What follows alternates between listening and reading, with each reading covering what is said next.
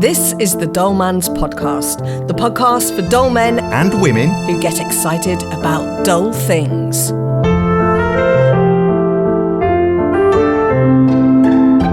I'm Demitris Deech, a stand-up comedian with a degree in geekiness and a PhD in dull. I'm Sarah Steele, author and musician with a propensity for procrastination. Procrastinate, that's a big word. Yeah. I know, and that was a bit of alliteration as well. I've surprised myself there. God, I might start using it myself at some point. These authors and their words, you know, I mean, it's it's baffling to the rest know of what us. they're doing. Yeah. We don't. And I'm Dave Harries. I don't have any big words, but I'm the producer and occasional contributor. Actually, not an occasional contributor, regular contributor. Yeah. Who else do you think's sitting there every week? Yeah. Well, I thought perhaps you did some without me. Oh, shit, you on the found slide. out. on the slide. So interestingly, I've got a bit of feedback from the previous episode. Stupid insects, which is good, isn't it? Was it from an insect? From an insect wrote in, quite upset that we'd called him stupid. And what he said, though, was nothing to do with insects. He said that that the word for those thin pieces of material that you use to balance The Packers. trays or cupboards or whatever to make them flat.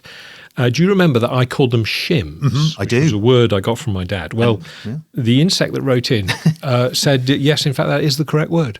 Oh, okay. Yeah, it's if you look up shims, it's described as thin strips of material to align parts. Oh, there we go. We should listen to our fathers more often, shouldn't we? So you don't know big Or me. words, but you know little words, which are real words. Yeah, exactly. Oh, okay, good on the insect. Oh, and the other thing was, do you remember we discussed lap trays? And did.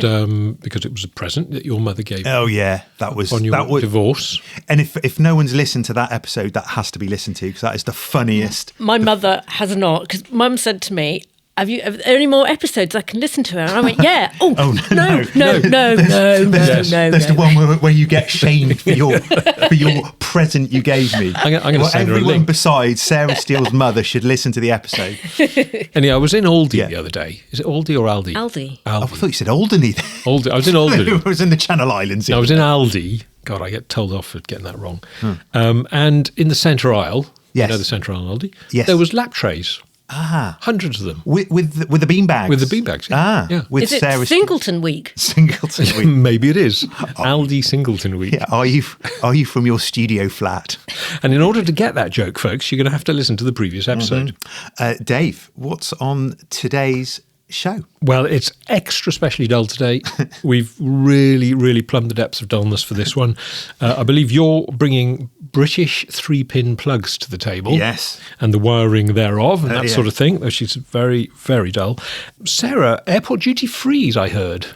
Yeah, because we all love being dragged through the duty free and being forced to think we want things we didn't know we wanted. Good, I'm looking forward to that.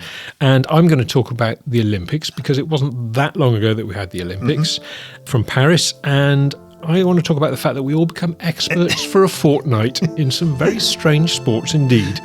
So yeah, that's what we got lined up today.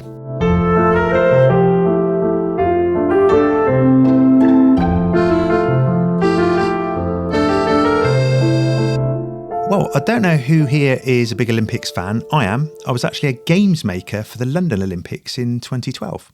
And I know that because you've still got the coat. I've still got the coat. Were you meant to hand it back? No. You're allowed to keep it. You're allowed to keep all your uniform. You're just not allowed to wear them. You're not supposed to wear them. So yeah, I only did about 2 days there, but I'm a big Olympics fan. Every 4 years.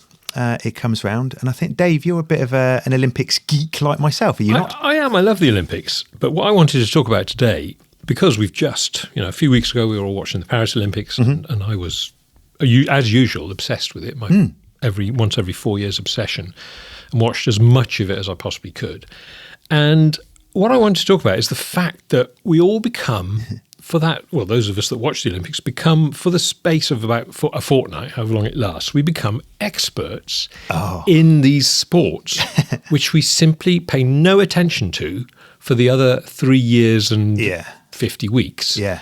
And then suddenly we're all watching synchronized diving. Yeah. and we're saying, over rotation, bit too much splash there, all that sort of thing, as if suddenly we're experts. And obviously we take our cues from the people who are commentating because they presumably are experts. And that's a good example of it. The other one which I loved watching, surprisingly, was the synchronized swimming. It was, it's a weird sport, but it's so impressive. I don't know if you've seen the team synchronized swimming. Yeah, well, you've got a group of... Yeah, the group of... And they do a little dance on the side first, and then they all dive in exactly the same time or in some synchronized manner. With lovely grins on their faces. Lovely grins on their faces. And then they do these, quite frankly, extraordinary things in the water. And... Yeah. And again, we all sort of say, oh, yes, that's very good, and we become experts on that. But the one that really sort of got my interest this time, and I would love to hear your views on this, was from the skateboarding park in the Place de la Concorde, I believe that was. Mm-hmm. And it was just all the terminology for the skateboarding, which you kind of pick up subliminally. And they got these fantastic things like they'll say, oh, and there she goes, that was a Smith grind or an alley oop. There were a lot of alley oops. Oh, okay. I don't know. Alley oop then? I don't know. Okay. But because there were loads of them. Because it was over so fast. There were, in my opinion, way too many alley oops at the Paris Olympics. Yeah. If they bring it back to the Los Angeles Olympics skateboarding, I say cut down on the alley oops. Yeah. Well, they say things like and following on from the alley oop, they've just done a stale fish with a tail slide. Oh. It's fantastic language. Are you sure we're not back on the synchronised swimming? No. Well, they might have similar terms in synchronised swimming, but no, this is skateboarding. There's a backside air, which conjures up all sorts of things, doesn't it? I've had some backside airs in my time. There's something called... Backside hairs as well. There's something called a wedded crab. Which I hope I've got that correct. We are. She's got the wedded crabs. and a front side rock and roll. Yeah, okay. So I just think, get that on your honeymoon. Particularly interested, Sarah, you're a writer, you're a wordsmith. So what do you think of these terms, which presumably have been created out of thin air to describe because it's a relatively new sport. It's the evolution of language, I suppose, isn't it? Do you think we'll all be talking about alley-oops soon? I'm going to be, by the time I get home, I'll have used alley-oop at least 7 times, I reckon. And it sounds like a French word as well, doesn't it? Alley-oop. Yeah. Does it have to be done with a French accent? Alley-oop. Well, maybe it's better if it is. Maybe in LA. Geordie accent, alley-oop. I can say with certainty that the commentators were not using French accents. It just means how are you in Yorkshire, doesn't it? Alley-oop. You could get away with that. Now I know those. When I'm wandering back to my car, going through the skateboard park, I might throw in a few alley-oops and stalefish hairs and a backside air. And a backside air, a front jungle... sliding crab. Crowns thing. Yeah, exactly. Yeah. Good alley-oop, mate. If you can do that, and exactly. If the other skateboarders then say, "Oh, nice stale fish, Deech." Yeah. They're going to laugh at him. If he goes into a skateboard park for the kids, they are going to. Have you ever skateboarded, Deech? Do you know what? That's one thing I haven't done. Well, it's not one thing. I was going to say one thing. The one thing I haven't done is I've done everything else. Synchronized swam into the morning. But you're right, you do. You watch the equestrian, the horse equestrian. I watched that and I really got into it. And if one of my mates phoned me up, like at any other time, say, "Oh, Deech, come round, we're watching the equestrian," I'd be like, off. I've got a friend who's a writer who just she couldn't meet me for a writing session. She was so obsessed with watching the shooting. I don't think she'd know a gun from a outside of a Hackney window. Yeah. And it has to be said, obviously... I can't come and meet you because I'm watching the shooting. Yeah, and obviously our sort of views of these things are influenced a bit by the broadcasters, what they choose to show us, because obviously we weren't, as BBC viewers, we weren't able to watch everything this time because they only had the rights to show 2 streams at once. Oh. So, you had to have a Discovery subscrition if you wanted to watch it all. Okay. That's a good dull fact there. It is, isn't it? Yeah. But it's too late now because the Olympics is finished.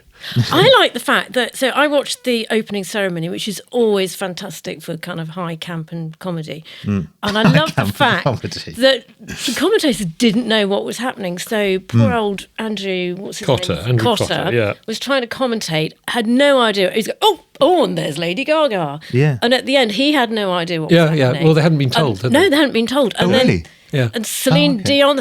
Well, I just thought and they then were he rubbish was at it, trying to that's all. translate in French, and it was just. Well, they had one of those Romanian gymnasts from years ago. Nadia Comaneci. And nobody recognised her. No, he just said, there's somebody on a boat, and there's a Williams and some woman. Yeah, exactly. You would, But I mean, I think they did. He and Hazel Irving did a great job with the opening ceremony, because it was, completely. They were kind of thrown into. Apparently, they were outside as well, getting pissed on by the rain. And there were a couple of things about the opening ceremony which really struck me. One was The length. it was long, yeah, and of course I watched it all because I'm sad like that. But Andrew Cotter's translation of the speeches was Phenomenal. I mean, I don't speak French, or I speak very, very little French, so he could have been saying anything, frankly, and I would have believed him. Chucking a few alley-oops. Yeah, exactly. It sounded convincing, though. Yeah, And well, you do speak French. Yeah, and there was one line he went, yes, and the Olympic spirit, and I don't know, something about love. And then, I love you, Andrew Cotter. We love each other. Medals. It was great. And the other doing your best. The other thing that struck me was there was this marvellous moment where they had sort of headless Marie Antoinettes. That was fantastic. Peering That's what we were all out there for, wasn't it? Yeah, peering out of the windows of some palace by the river, and then a heavy death metal band. Oh yeah. Playing a very famous French heavy metal band, apparently playing this really hard rock with these headless Marie Antoinettes. It was bizarre. It was bizarre. It was trippy. It was a bit camp. It was a little bit like the Eurovision Song Contest in places, wasn't it? And I heard people say afterwards, oh well, of course it wasn't nearly as good as London, was it? But I think London was a completely different thing, and London was wonderful. I loved every second of that. But the Paris thing was just different. I really admired what they did. They just threw the rule book out the window and said, let's do it our way. Yeah. And frankly, even though it didn't all work and it wasn't perfect. And it was raining. Yeah, I felt particularly sorry for the orchestra, I have to say. And the piano out in the rain, that stressed me out. Yeah, I know. Apparently the musicians were all given old instruments, and they were not playing live. It was all pre-recorded. So they recorded it all in a studio beforehand with their proper instruments, and then they were given duff instruments so that because it was raining? Yeah. So it didn't matter that it was raining. Oh, okay. Except because if you got water in your oboe. Yeah, or more. Yeah. I mean, it's particularly string instruments, I think. If you got water on a valuable violin or a cello or something, it would absolutely... Because it's made of wood, you mean? Yeah, it would knacker it, yeah. I mean, it would... Oh, okay. I never thought of that, but obviously... And a wet bow, your horsehair bow. Yeah. Oh, okay. I mean, it's just a nightmare. Yeah. And obviously with the electrical equipment, but that's something they can do. I was at the opening ceremony of the London Olympics 2012. Oh, were you? Yeah. Where they had an orchestra. They did have... Yeah. Also playing fake instruments. They had fake instruments at that one. Yeah, I suppose it was so. outside. Yeah, because that was the Mr. Bean bit with. It was. Oh, and I've forgotten the name of the conductor. Simon Rattle. Simon Rattle was there, and he had a bit of a Rowan Atkinson battle there. But no, I snuck into that one, and that's actually true. Oh right, because as a games maker. I was a games maker, so I had a uniform, and I was able to the coat that you haven't given back. A coat which I haven't given back, and I did 2 days worth of work in there where I was chaperoning and chauffeuring Alexander Popov, who was an Olympian from back in the day. He sounds like a sort of Russian dissident. It does, yeah, probably is. And I managed to sneak in. You abused that jacket, didn't you? I abused the jacket. In so many ways.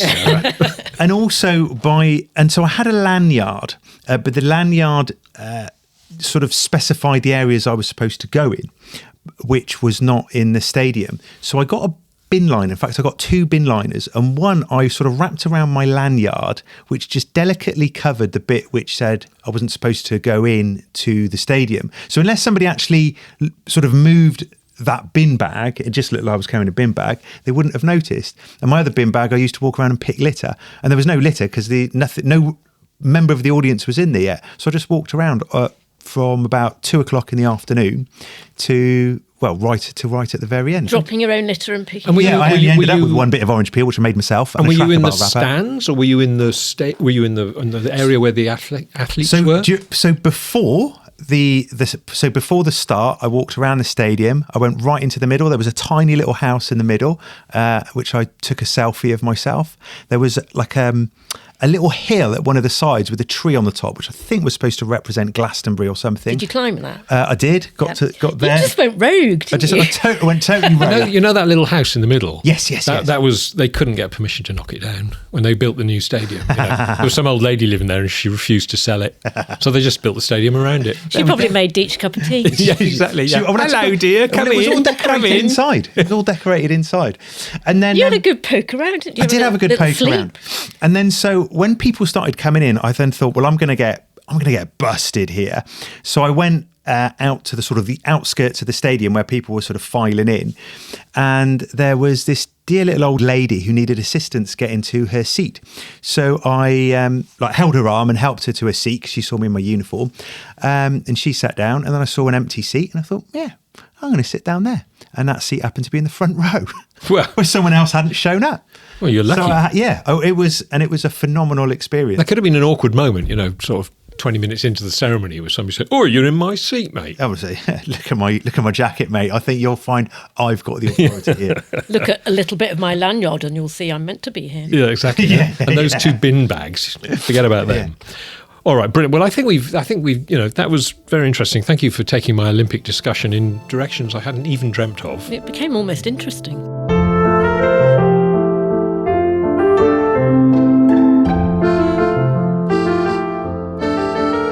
So, Sarah, I've just come back from foreign climes, which I'm very lucky to have spent a week abroad from summer holes. And as one does, one has to go through the duty-free. And I believe that is a particular frustration of yours, the airport duty-free. So tell us about that. Isn't it just the worst start to your holiday? So it's like going through the IKEA of cheap but not cheap gin, where you just get herded along what my kids and I called the sparkly path of dreams. So if you look at the floor, it's always kind of sparkly marbles. Yeah, give it a little bit of magic. And you're taken through the Toblerones. I mean, whoever buys a Toblerone? I got one for my birthday. It said "Daddy" on it. Okay, that's that. Yeah, that's a sentimental. Yeah, my daughters like Toblerones. I loathe them, but my daughters like them. They're bad for you. They damage your mouth, don't they? Yeah, it really hurts the roof of your mouth. Yeah. But why do you want to pay like 35 quid for a Toblerone? You don't. Why do you want cheap gin when it's 6 o'clock in the morning? You don't. And then you're accosted by these vacant-eyed, bleary, bleak-looking people who've been up since 4 o'clock. Yeah, wafting perfume at you. I don't want to be attacked with a bottle of Calvin Klein. What airport were you at? In the morning. It was Stansted. Stansted? Yeah. Okay. But they're all essentially the same. Yeah. Aren't they? As you say, in the old days, duty-free was a kind of room off to the side. You'd go through, and if you wanted to buy some cheap whiskey to take as a present for wherever you were going to stay or whatever, then you could choose to do that. Yeah. But as you say, now it's completely compulsory to walk. Just after you've been patted down. Well, that's the other thing. You've just spent an hour in the queue for security. Yeah. You're not feeling in the best of mood. You had to take your belt off and your trousers nearly fell down. Yeah. And, and you've had to reclothe yourself, shoes pack off. Everything back in the bag. Yeah. And then you've got someone else's shoes on. Faced with this duty-free carousel sort of thing that you've got to walk through. Well, I'm going to put a case for the defence, actually, because I love airports. I love the airport experience. I don't know, something about I feel glamorous. You're weird. I am. Well, yes. Oh, really weird. I am weird. I like plane flights as well. I like flying. I like travelling. I like sitting in a plane.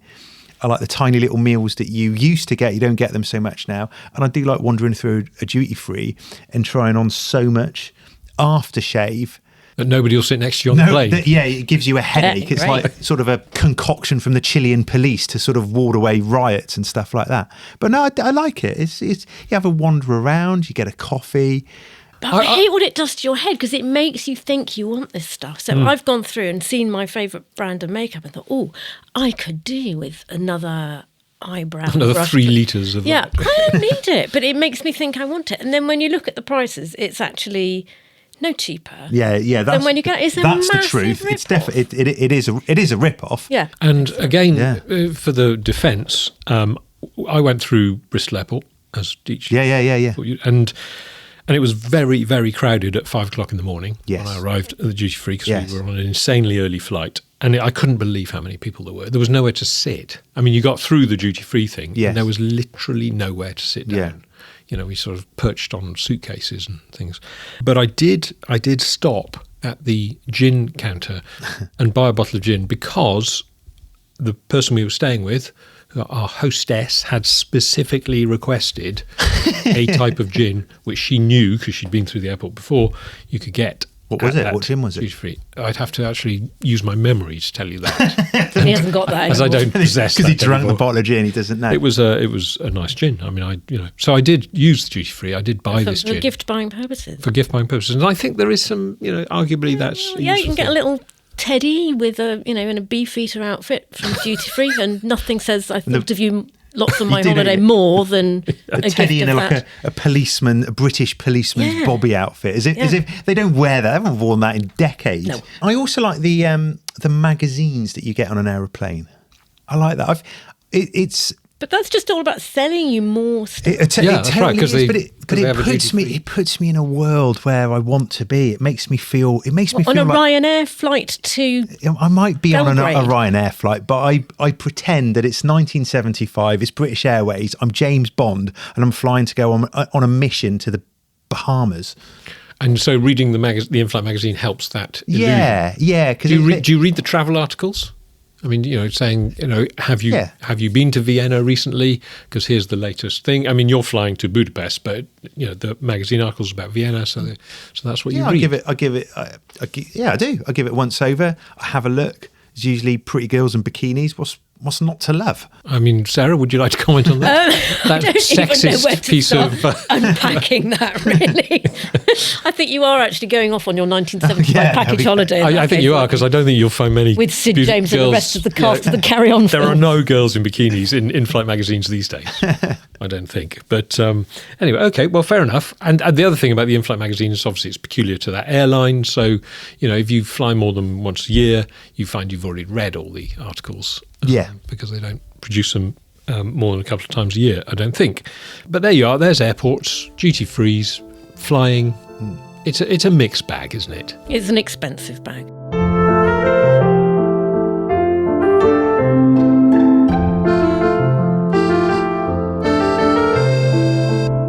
So I think Deech is going to move the conversation to giddy heights now with a discussion about three-pin plugs. The UK version, because we've just been talking about travelling. Is there any other version?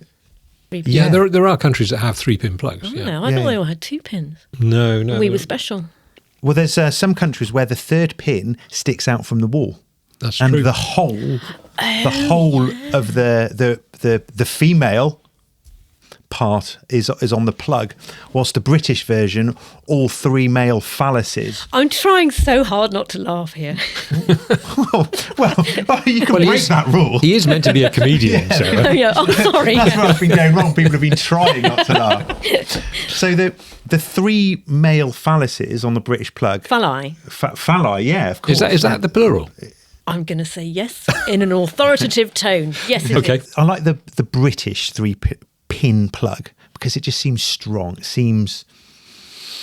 It sort of holds itself head and shoulders above the rest. Do you think it's the bulldog of the plug world? Yeah, I do actually. You go abroad and you've got like 3 poxy little cocktail sticks made of metal you've got to put in the wall, which inevitably give you a static shock at some stage. They're a bit flimsy, so I like the British one. But I've been bringing up some facts about electrical wiring. What are the colours? Can I ask what are the colours of British electrical wiring? Yeah. Do you know, Dave? Blue, brown, and The earth would be green and yellow. green and yellow. Yeah, I concur with that. Yeah. My mum taught me to change a plug. Yeah, I've When I was wired, a I've youngster. wired hundreds of plugs in my life. And so, but it didn't used to be that. It's changed from time to time. So the version before in the UK was red, black, and green.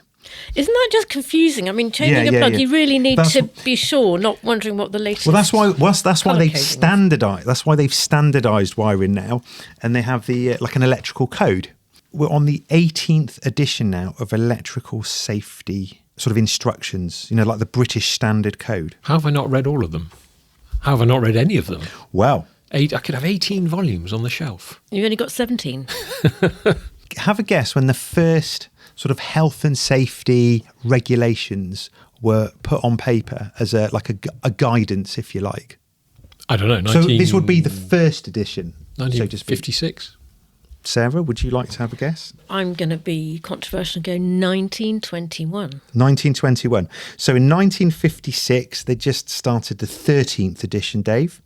1921, they were on the 7th edition. So the first edition, which was titled Rules and Regulations for the Prevention of Fire Risks Arising from Electrical Lighting. In other words, the first edition was 1882.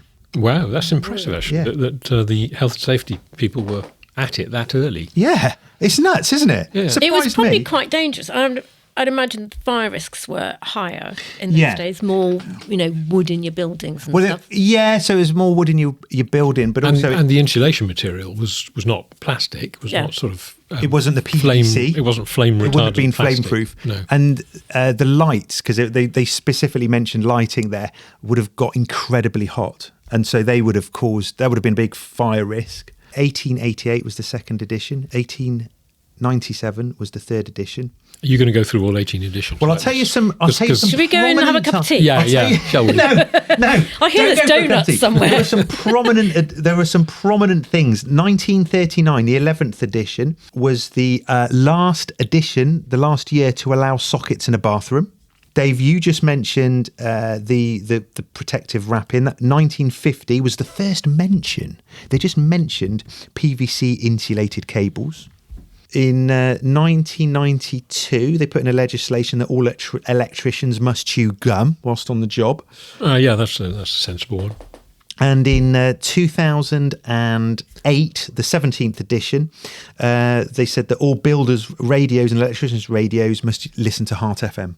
Very loud. Very loudly, yeah. Especially if they have scaffolding. Especially if they have Yeah. scaffolding. So the 18th edition, which we're on now, that came in 2018, and that introduced energy efficient performance levels and surge protection devices. Think about a 3-pin plug rather than the foreign muck that you fiddle about with. That's the way to phrase it. They're just easy docking, aren't they? Yeah. You can just it's really They the work. shape is just you can see exactly what you're doing straight in bish bosh. I'm feeling a little uncomfortable about the level of xenophobia in this room at the moment. Actually, all only because three of plugs. 3-pin plugs. But reluctantly, I've got to agree with you. I think that the British 3-pin plug is a very superior item. I mean, let's face it, we're not superior in every respect, but the plugs we seem to have got right. Yes. And I'm not sure, why. I've never been to a country. I'm not saying they don't exist, but I've never been to a country where I thought, oh, that's better than ours. But there are many countries I've never been to, so they may exist. I don't think they do. I don't think there could be a superior 3-pin plug. You're very confident about that. Well, no, I've brought this to the table. I've brought 3-pin plugs to the table, and I haven't done it sort of nonchalantly. I've done it from a point of view of strength and confidence. In answer to your question, 2006. Oh, okay, good. What was the question? I can't remember.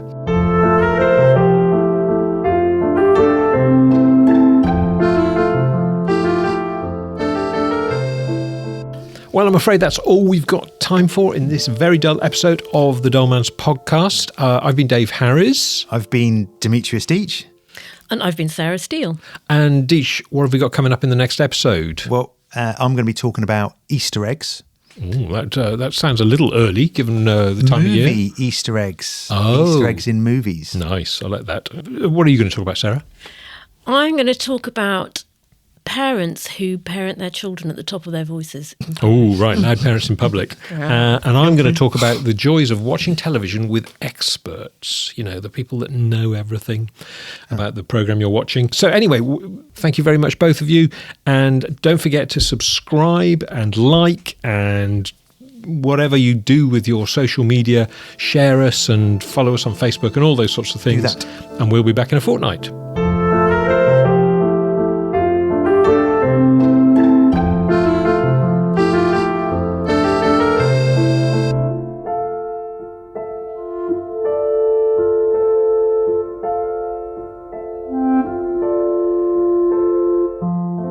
I hope we're not rusty. I will be rusty. I'll be really rusty. Don't say that again. You've already said that. Well, I won't say it a third time. I'm going to edit that out. Okay. Sorry, So I'm brutal.